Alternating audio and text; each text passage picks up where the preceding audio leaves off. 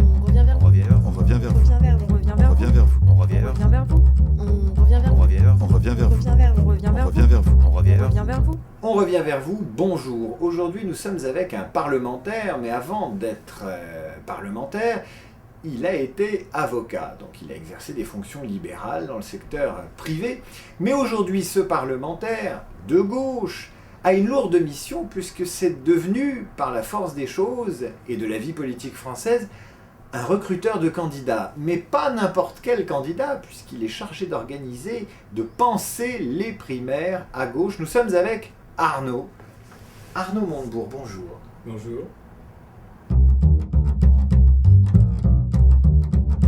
Mon seul entretien d'embauche dans ma vie, en dehors du suffrage universel, ce fut ma rencontre. C'était plus qu'une embauche, c'était une rencontre. C'est resté d'ailleurs l'homme qui m'a tout appris dans mon métier, qui m'a formé à coups de burin, qui m'a déformé même, ce dont je souffre encore aujourd'hui.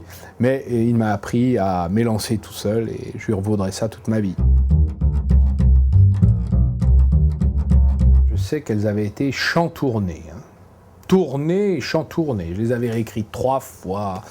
J'avais fait attention à tout. Enfin, c'était une sorte d'œuvre d'art secrète et personnelle. C'était bien écrit. Il n'y avait pas les pleins et les déliés et la plume du sergent-major, mais il y avait l'application et en même temps le naturel. Il fallait que ce soit à la fois libre et en même temps travaillé. Il fallait que ce soit parlant et en même temps contenu, que ce soit direct et en même temps poli. Enfin, c'était toujours cet équilibre. Je ne me souviens pas de la lettre, mais il y en a eu 5. C'était les 5 mêmes. Et une a marché.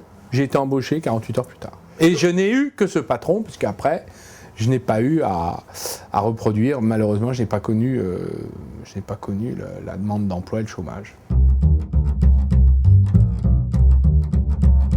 Sortant de mon stage, de mon prestage de l'école d'avocat, j'avais envoyé 5 lettres de candidature à 5 avocats. C'était presque un rêve parce que je me disais, je n'ai aucune chance qu'ils lisent même ma lettre. Le lendemain, j'ai eu un coup de fil de l'un d'entre eux qui m'a donné rendez-vous le surlendemain. Je suis arrivé dans un endroit extrêmement impressionnant.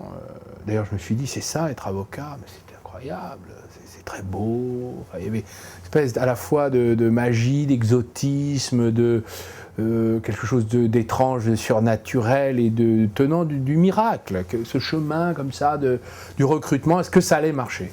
Je suis entré dans la pièce, je suis tombé sur un personnage extraordinaire, Thierry Lévy. L'entretien a glissé comme une sorte de toboggan où j'étais embarqué dans des endroits où je ne pouvais pas imaginer que je serais interrogé. Et à la fin, il m'a dit « Je veux bien que vous travailliez pour moi ». Donc je n'ai connu le chômage que 48 heures dans ma vie, puisque après j'ai vécu à mon compte. Rétrospectivement, je dirais ma liberté, ma fantaisie.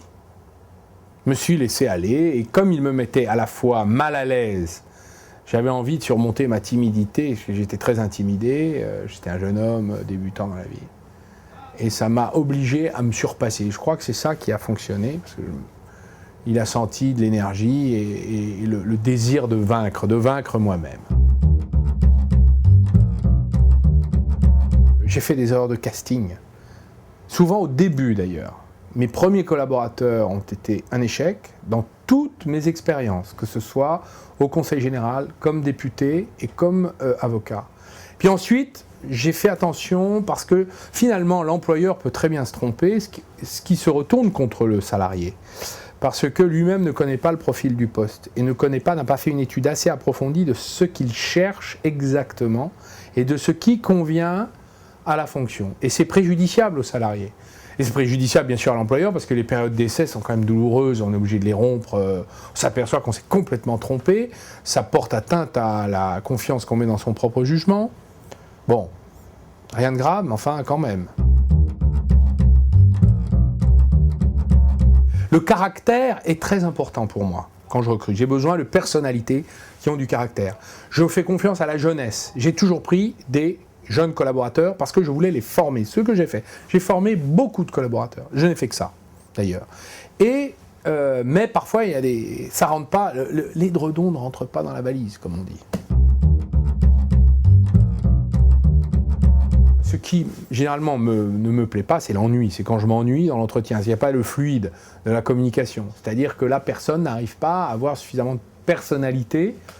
Quelle que soit, suite, ses qualités ou ses défauts, elle n'arrive pas à me sortir d'une forme de... Voilà, il faut qu'il se passe quelque chose dans l'entretien. C'est pour recruter le prochain président de la République. On demande aux gens de choisir le candidat avant de demander aux Français de sélectionner le président.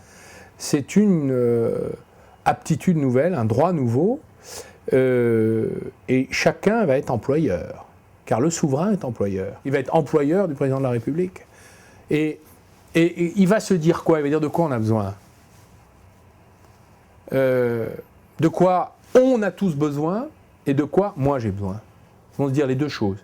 Car je est dans le nous. Donc le nous collectif va agir. Mais le je personnel ne sera pas silencieux. Il dira moi, je préfère quelqu'un qui a des capacités sur l'économie. L'autre dira oh, moi je préférerais que ce soit plutôt sur le social. L'autre dira ah j'aime mieux ses aptitudes internationales. Mais le nous, il a besoin de quoi?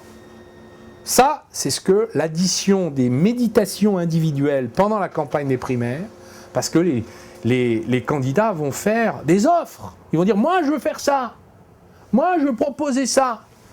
Et le jury va délibérer dans sa grandeur d'âme.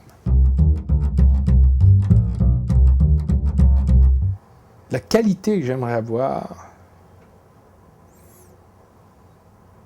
être colérique de temps en temps.